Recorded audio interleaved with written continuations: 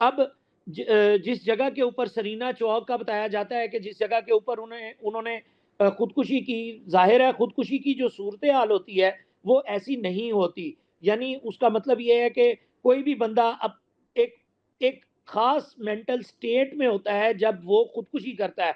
यानी अकेला होता है, वो अकेलापन फ़ील करता है, प्रेशर चाहे जितना भी हो, वो कभी भी अ, राइफ़ल से यानी किसी मुलाज़िम से, किसी सबऑर्डिनेट से या किसी अपने असिस्टेंट से राइफ़ल पकड़ के तो फिर उससे फ़ायर करके अपनी जो है वो जान ख़त्म नहीं करता। और फिर दूसरी बात, जो आपने पहले भी ज़िक्र किया कि उनको वो आ गया था, उनका जो स्कॉलरशिप है वो आ गई थी। तो वो स्कॉलरशिप जो है वो अ, अगर किसी की आई है स्कॉलरशिप तो वो उस स्कॉलरशिप फ्यूचरिस्टिकली चीज़ें होती हैं। मतलब कि ऐसा नहीं होता कि आप जो है वो अपनी लाइफ़ को ख़त्म करने का सोच रहे हैं और आप जो है हो जाता है। अब मार्केट में 80% करार दे रहे हैं कि हाँ, खुदकुशी थी, बाकी 20% कह रहे हैं इसके ऊपर एक इसके ऊपर एक हाई लेवल कमीशन भी बनाया है कि जो इसकी फैक्ट फाइंडिंग करेगा कि क्या हुआ है। लेकिन दर हकीकत ये अ, दबाव जो है उसका इल्ज़ाम जो है वो आईजी इस्लामाबाद के ऊपर ही आ रहा है और यही कहा जा रहा है कि दबाव जो है वो आईजी इस्लामाबाद की तरफ से ही था। लेकिन एक इंतहाई कॉम्पिटेंट ऑफिसर से जो है वो पुलिस सर्विस वो महरूम हो गई है। एक ज़बरदस्त इंसान से जो हमारा मुआशरा है, सोसाइटी है, वो जो है ना वो उससे उस तरह से मुस्तफ़ीद नहीं हो सकी, जिस तरह से उससे होना चाहिए था। जी। बिल्कुल बिल्कुल सर दूसरा एक कॉल के बारे में भी बड़ा सुनने में आ रहा है कि जब उन्होंने ये सारा मामला किया, खुदकुशी या जो भी था, तो उससे पहले बताया जाए प्रेस कॉन्फ्रेंस में भी बताया गया कि एक कॉल आई थी।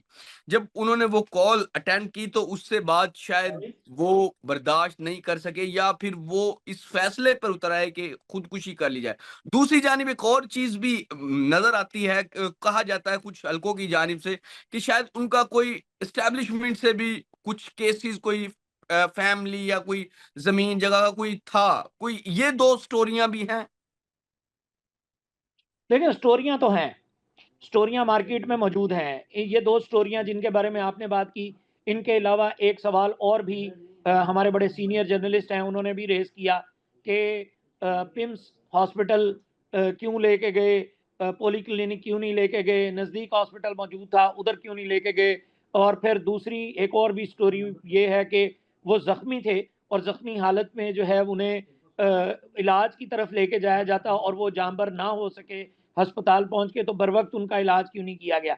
लेकिन देखें जो क्राइम है, जो हाई लेवल इन्वेस्टिगेशन है, जो हक़ाइक़ हैं, वो दुरुस्त अंदाज़ में तभी सामने आ पाते हैं, जब कोई भी इंक्वायरी प्रॉपरली होती है, कोई भी मामला प्रॉपरली इन्वेस्टिगेट होता है, फिर ही चीज़ें सामने आती हैं। बहुत सारे मफ़रूज़े तो मार्केट में मौजूद हैं, बहुत सारे मफ़रूज़ों पर बात तो ज़रूर हो रही है, लेकिन इनमें से कितने सच्चे निकलते हैं, कितने झूठे, ज़ाहिर है बात-बात की बातें हैं, जो भी जितनी भी कर रहा है। लेकिन मुसद्दिक़ा बात यही है कि अगर कुछ भी ऐसा था जिसके ऊपर के सवालिया निशान लगाया जा सकता है या सवालिया निशान उसके ऊपर मौजूद है, किसी की भी इन्वॉल्वमेंट हो, कोई भी फ़ोन कॉल अगर किसी सुपीरियर ने की और वो बंदा अपने आप से, अपनी ज़ात से जो है वो उसे बर्दाश्त नहीं कर सका, तो ये भी टॉर्चर है।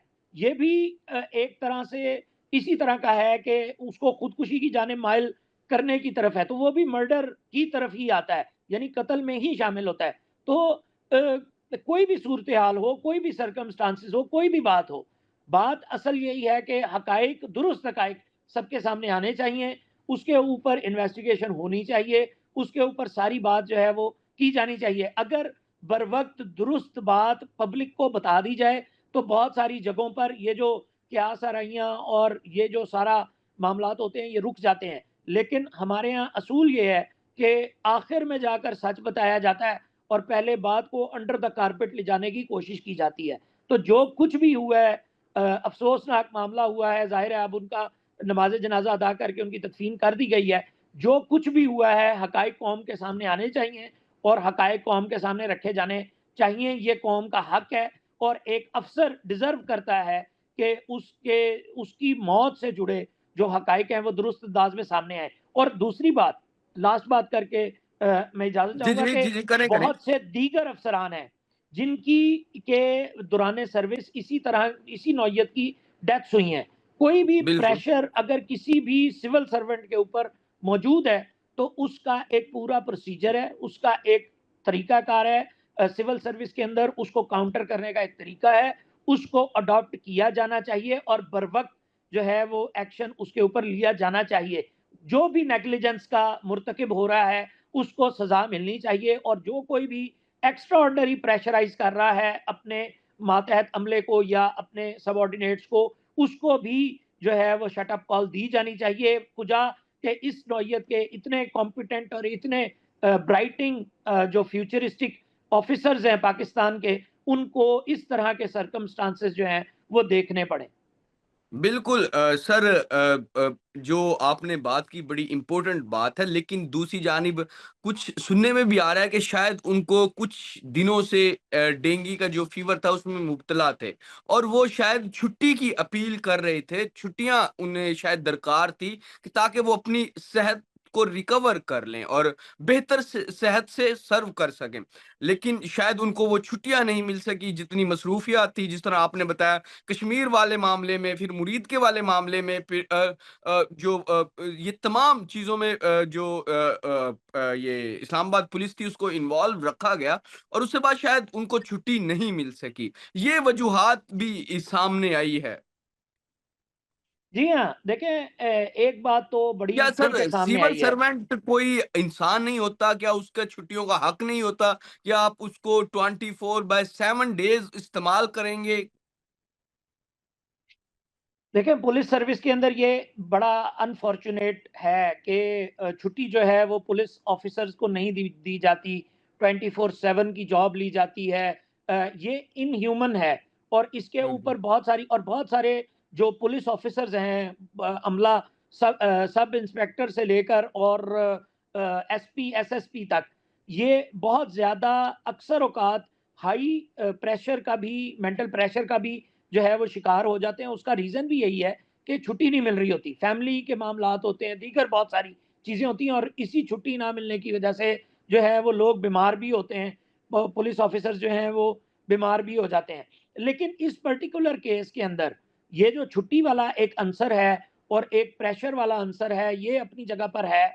ये इसको भी दुरुस्त होना चाहिए, लेकिन अ, अल्लाह करे कि ये आखिरी ऑफ़िसर हो जिससे मुतालिक हम इस तरह की बात सुन रहे हैं, इस तरह की बात हुँ, हुँ। सामने आ रही है। सर मेरा लास्ट ये भी मानना हमने है कि लास्ट भी जी, हमने मेरा देखा ये मानना है कि लाहौर में एक बहुत बड़े ऑफिसर थे, शायद वो डीआईजी थे या इस लेवल के एक ऑफिसर थे जिन्होंने सुसाइड अटेम्प्ट की।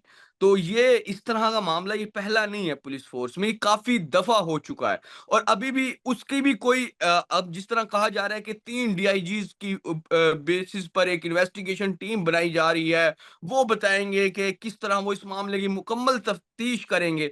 सर क्या माज़ी में जिन अफ़सरान ने इस तरह खुदकुशी के मुर्तकिब हुए हैं, क्या उनकी ठीक तरीके से हो पाई है जो इन्वेस्टिगेशन है? क्या आप उसका सुराग लगा पाई हैं जो उस टाइम की इन्वेस्टिगेशन टीम्स थी कि क्यों उन ऑफ़िसर्स ने खुदकुशी की? क्या वो रिपोर्ट्स मंज़र आम पर आई हैं? तो अगर वो नहीं आई तो हम तो ये भी समझेंगे ये भी नहीं आएँगी, बस ये कुछ जब तक इसकी हाइप मीडिया बनाए रखेगा तब तक इस पे बात थोड़ी होती रहेगी, उसके बाद फिर ये रफ़ा-दफ़ा हो जाएगी। जी, माज़ी में भी रिपोर्ट्स जो हैं वो मंज़र-ए-आम पर नहीं आई हैं और अब भी बहुत ज़्यादा उम्मीद नहीं है कि कोई फैक्ट फाइंडिंग जो कमेटी है, वो कोई बहुत अच्छा काम करके हमें दे देगी और सब कुछ सामने आ जाएगा और दूध का दूध, पानी का पानी हो जाएगा। ऐसी फ़िलहाल तक तो उम्मीद नहीं है। उम्मीद यही रखी जा सकती है, गुमान यही रखा जा सकता है कि हाँ, दुरुस्त अंदाज़ में जो है वो हक़ाइक़ सबके सामने आएँगे, लेकिन ऐसी बहुत ज़्यादा उम्मीद मौजूद नहीं है। बिल बिल्कुल, नाज़रीन मसूद चौधरी साहब हमारे साथ मौजूद थे और उन्होंने बड़े इम्पोर्टेंट क्वेश्चन्स उठाए हैं और उन्होंने बड़ी इम्पोर्टेंट बातें इस इंटरव्यू में की हैं और मुझे उम्मीद है कि आप लोगों को ये इंटरव्यू पसंद आएगा और मज़ीद भी हमारे जो इंटरव्यूज़ हैं वो आप देखते रहेंगे। फिलहाल के लिए नाज़रीन मुअम्मर कज़ाफ़ी को और मसूद चौधरी साहब को नया दौर से इजाज़त दीजिए। खुदा हाफ़िज़।